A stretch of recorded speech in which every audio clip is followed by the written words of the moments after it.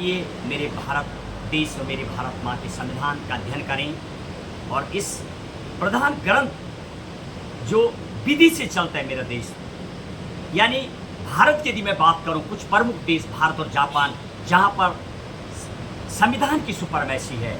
आप अमेरिका की बात करेंगे तो अमेरिका में सुप्रीम कोर्ट की सुपरमैसी है। आप ब्रिटेन की बात करेंगे तो ब्रिटेन में संसद की सुपरमैसी है। लेकिन मेरे भारत देश, मेरे भारत माँ में संविधान की सुपरमैसी है। विधि से चलता है मेरा देश। और उस संबत ये संविधानस्य महात्म्य श्लोक।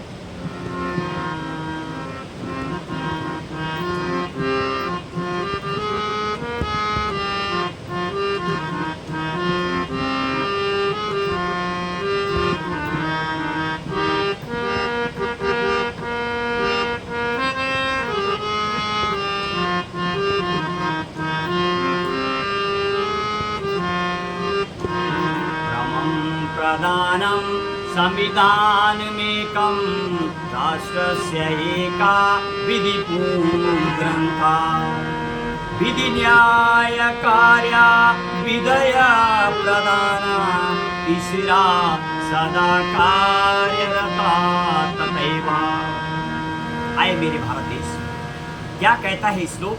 प्रमं प्रधानम संविधानमेकं राष्ट्रस्य एका विधिपूर्ण ग्रंथा।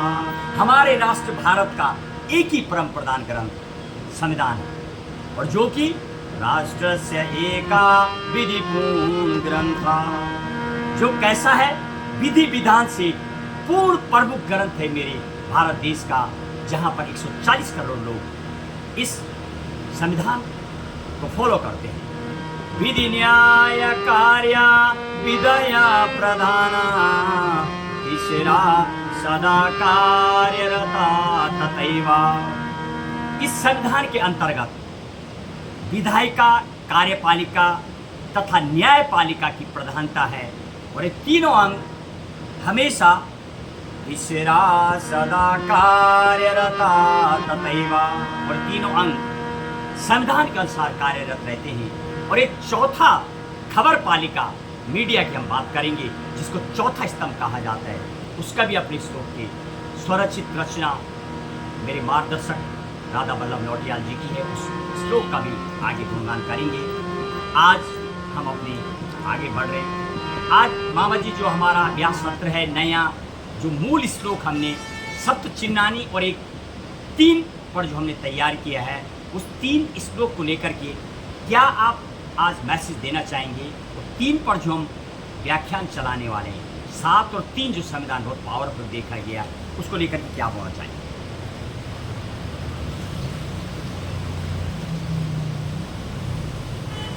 संविधान में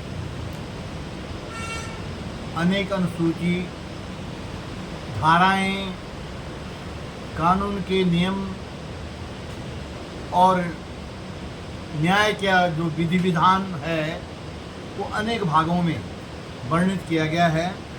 तो उसमें 3 का मतलब है, जैसे आप खेलकूद के बारे में कहते हैं कि जो 3 बार लगातार प्रथम आता है तो वही चैंपियन कहलाता है। तो 3 का शीर्षक वहाँ पर इसलिए लिया गया है। राजनीति में भी आप 3 का महत्व बताते हैं, सामाजिक प्रतियोगिता में भी, परीक्षाओं में भी आप 3 का महत्व बताते हैं। तो संविधान सम्मत जो भी, जैसे सभी खेलों के वर्ल्ड कप है, तो उसमें आप उसको किस प्रकार से जो है उसको संविधान में और कानून में उनके लिए व्यवस्था है, उसके आप अभिव्यक्त करते हैं। तो उन्हीं को आधार मान करके उन विषयों पर श्लोकों को लिखने का प्रयास किया गया है, ताकि संस्कृति के माध्यम से हम संस्कृति की जो विशेषता है वो भी अभिव्यक्त हो जाती है, और कोई एक सांस्कृतिक परंपरा जो पौराणिक वेद वेदांतों से चली आ रही है उसका भी संरक्षण होता है और उसकी मर्यादा भी बनी रहती है। तो इसीलिए आप इस संविधान के प्रवचन के निर्माण में, प्रवचन करने के लिए संविधान का ज्ञान प्रचार प्रसार करने के लिए आप अखिल भारतीय स्तर पर आप जो प्रयास कर रहे हैं वो बहुत श्रेष्ठकर कार्य है और लोगों से आपको बहुत प्रेरणा मिल रही है, उत्साहवर्धन हो रहा है आपका और बहुत अच्छा लग रहा है लोगों को कि आप समाज में जाकर के लोगों को संविधान की दिशा में जागृत करें और उसके लिए आपको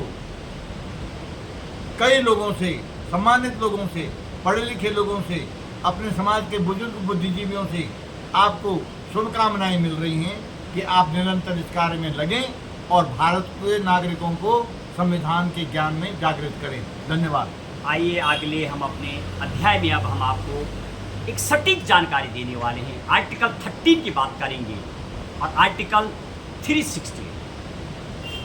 जब आप अध्ययन करेंगे संविधान का तो जब से मेरा देश आज़ाद हुआ 1950 से जब संविधान लागू हुआ 51 से लेकर के आज तक, यानी सरकारों की और सुप्रीम कोर्ट की आपस में जो टसल है वो देखने को मिलती है लगातार। एक तरफ मेरे संविधान के निर्माणकर्ता और निर्माण वालों को खूब पता था कि आर्टिकल 13 जिसमें 4 क्लॉजेज हैं, आर्टिकल 13(2) क्लॉजेज में सुप्रीम कोर्ट को कस्टोडियन कहा गया है, यानी जुडिशियली रिव्यू, न्यायिक पुनर्विलोकन की पावर दी गई है।